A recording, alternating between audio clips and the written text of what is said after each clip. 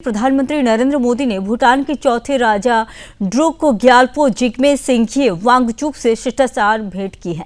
यह मुलाकात भारत भूटान की दशकों पुरानी मित्रता को और भी मजबूती देने वाली मानी जा रही है।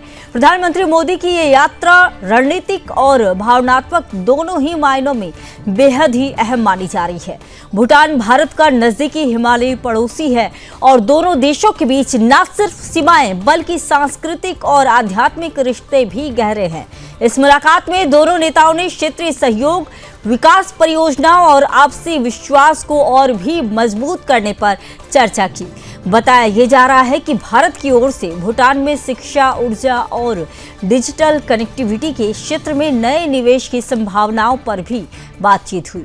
भूटान हमेशा से भारत की नेबरहुड फर्स्ट पॉलिसी का एक अहम हिस्सा रहा है और प्रधानमंत्री मोदी की यात्रा इस नीति की जमीनी पुष्टि करती है। राजा वांगचुक ने भी प्रधानमंत्री मोदी का गर्मजोशी से स्वागत किया और दोनों देशों के बीच की अटूट मित्रता की सराहना की। कुल मिलाकर ये मुलाकात सिर्फ एक कूटनीतिक औपचारिकता नहीं बल्कि पड़ोसी देशों के बीच भरोसे और सहयोग का एक नया अध्याय साबित हो रही है। भारत भूटान रिश्तों की ये गर्माहट हिमालय की ठंडी वादियों में नई ऊर्जा लेकर आई है।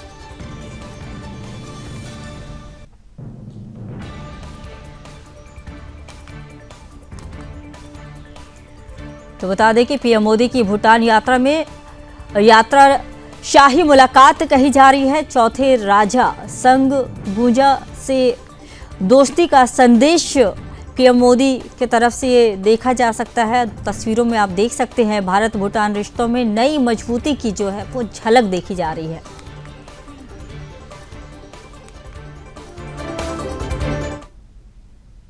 तो अगली खबर आपको बता दें कि भारत का गौरव अफ्रीका की धरती पर तिरंगे का जलवा। राष्ट्रपति द्रौपदी मुर्मू ने बोत्सवाना की राजधानी गाबोरोन में इतिहास रच दिया है। यह किसी भारतीय राष्ट्रपति की इस देश की पहली राजकीय यात्रा है और इस दौरान उनका भव्य स्वागत हुआ जिसे कि पूरी दुनिया देखती रह गई।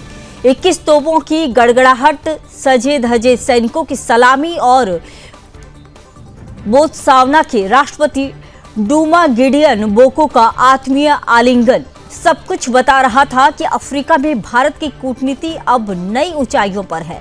राष्ट्रपति मुर्मू का यह दौरा सिर्फ एक औपचारिक यात्रा नहीं बल्कि भारत बोत्सवाना के रिश्तों को नई जान देने वाला ऐतिहासिक कदम है। दोनों देशों के बीच हीरे, फार्मा, तकनीक, कृषि और ऊर्जा और रक्षा के क्षेत्र में साझेदारी और मजबूत होने जा रही है। सबसे बड़ी बात, इस दौरे में प्रोजेक्ट चीता को लेकर भी बड़ी प्रगति हुई है।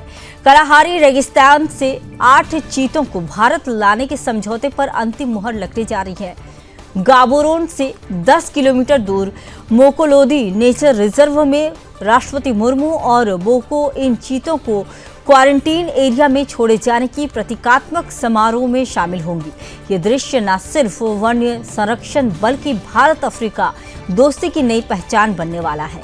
3 दिन की इस यात्रा के दौरान राष्ट्रपति मुर्मू और बोको के बीच प्रतिनिधि स्तर की वार्ता होगी। कई महत्वपूर्ण समझौता ज्ञापनों पर भी हस्ताक्षर होंगे और आज राष्ट्रपति मुर्मू बोत्सवाना की संसद को संबोधित करेंगे। इतना ही नहीं, वे वहां बसे भारतीय समुदाय से भी मिलेंगी जो भारत की संस्कृति और परंपरा का जीवंत चेहरा है। बता दें कि भारत और बोत्सवाना के बीच 1966 से राजकीय संबंध है और साल 2026 में दोनों देशों के रिश्तों के 60 साल पूरे होंगे। वित्त वर्ष 2024 से 2025 में दोनों देशों के बीच व्यापार 506 मिलियन अमेरिकी डॉलर तक पहुंच चुका है। यानी कि राष्ट्रपति द्रौपदी मुर्मू की यह अफ्रीकी यात्रा सिर्फ कूटनीति नहीं, ये भारत के बढ़ते वैश्विक प्रभाव, पर्यावरण के प्रति समर्पण और विश्व गुरु भारत के विजन की गूंज है जो अब अफ्रीका की धरती तक पहुंच चुकी है।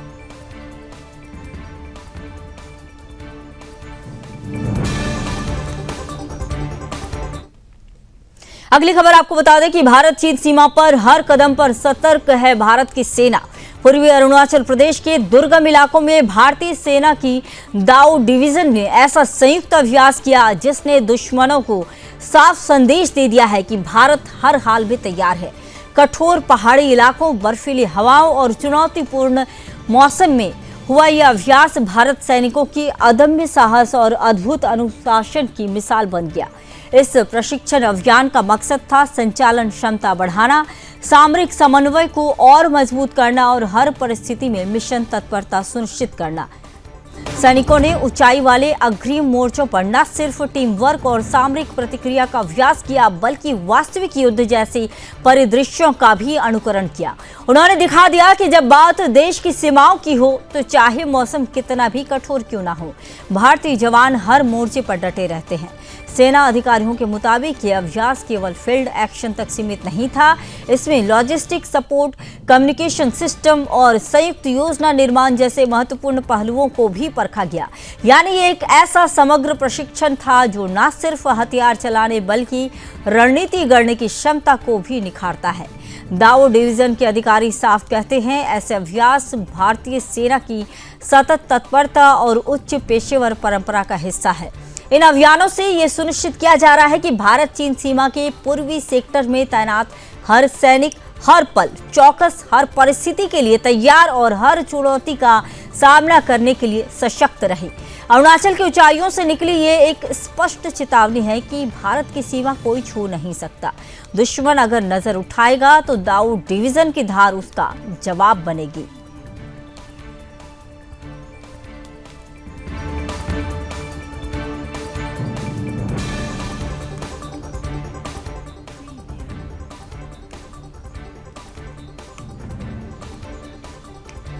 तो बता दें कि भारतीय चीन सीमा पर सेना का संयुक्त अभ्यास देखा गया। दाऊ डिवीजन का रणभेदी अभ्यास देखा गया, जिससे कि दुश्मन सहम उठे। तो ऊंचाई पर ऑपरेशन रेडीनेस का धमाकेदार अभ्यास भी इस दौरान देखा गया। अरुणाचल सीमा पर सेना ने अपना दमखम दिखाया।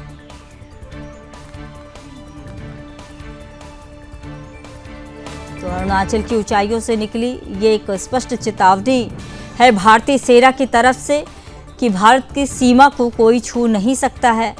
दुश्मन अगर नजर उठाएगी तो उसका जवाब देने के लिए भारतीय सेना तत्पर है।